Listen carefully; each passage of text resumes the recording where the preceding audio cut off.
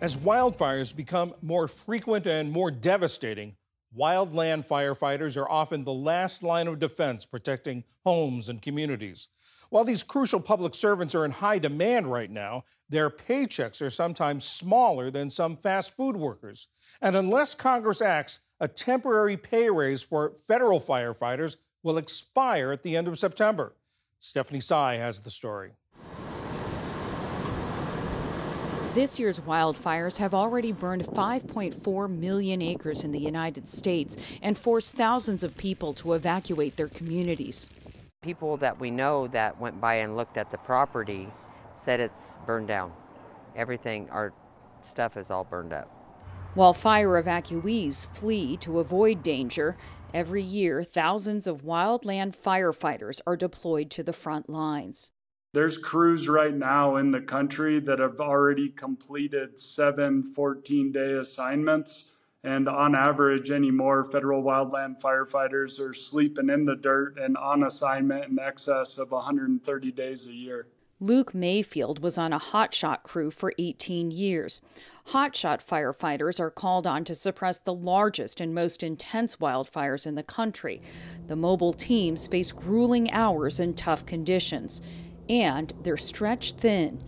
In recent years, agencies have been short-staffed. By mid-July, even though the Forest Service had met its hiring goal of onboarding more than 11,000 firefighters, those numbers don't tell the whole story. Across the nation, we are missing 25% of the desired capacity of roughly 18,000 federal wildland firefighters across the Department of Interior and United States Forest Service. And if you look at geographically specific locations, especially in the state of California, some of those vacancy rates can exceed 50+%. These are very serious shortfalls you seem to be describing. I don't think the average person understands. Does that mean it's difficult for containment? Does that mean lives are threatened, homes are threatened? All of the above. There's not enough people to respond in a timely and adequate manner. There's not enough people around. And that results in, national level discussions of how you triage where people go and how many people are allocated to any given assignment on any given day. Triage always means that there's a patient that suffers. And in the wildfire case, I guess that means there's something that burns. Something that burns, communities that are threatened. And it also means that mitigation and management work is not being done because everybody is responding to wildland fires. Wildfires this year in Ruidoso, New Mexico and Northern California have consumed hundreds of homes. Firefighters themselves have suffered losses. I feel luckier than some of the people here because we do have a few things, not very much, but a few things to hold in our hands that survived. With climate change increasing the severity and frequency of wildfires, trained wildland firefighters are needed more than ever. But Mayfield, now head of a nonprofit that advocates for federal fire personnel, says the pay scale doesn't reflect the demands of today. You need as much time on the fire line as possible in order to make a livable and plannable income, which results in the regular need of trying to accrue 1,000 or more hours of overtime for a majority of wildland firefighters. You need to do 1,000 hours of overtime every fire season in order to make ends meet.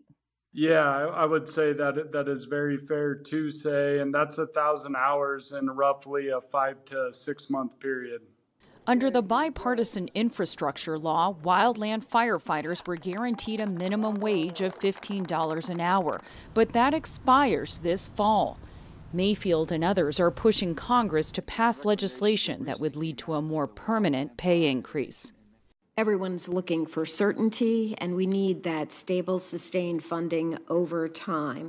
Without congressional action, and only reinforces the fears that wildland firefighters currently have about our support and our commitment to their careers that are needed. We have 30,000 firefighters in the system that are engaged on large fires. We're seeing a lot of injuries. We're seeing a lot of near misses. We've had a number of fatalities. Alex Robertson is another former hotshot. He still works for the Forest Service, but says the life of a wildland firefighter no longer fits his lifestyle. I was married and had 2 young sons, and being on a hotshot crew, being away from home for that amount of time, being in a very dangerous line of work, wasn't going to play out very well. It also didn't play out well for Luke Mayfield. While he was helping save lives, he felt helpless in his own. The only place that I ended up feeling normal was when I was on fires, and the only place that I didn't want to be was on fires, which for me resulted in never diagnosed, but seasonal depression and a consistent conversation of whether or not my family was better off with a life insurance check versus me being at home. Better pay would have helped, but so would a more humane pace, says Robertson. We know that our folks can't just go for the next 2 months, day in and day out, at the pace that they're going right now. It really is about building in some breaks, building in some rest, and so they can be effective and at their best at the end of the fire season like they are at the beginning of the fire season. Despite the challenges, Mayfield says wildland firefighters love what they do. It sounds like the kind of job you would only want to do single and young and for a couple of years, and yet you did it for 20 years. What continued to drive you in this job?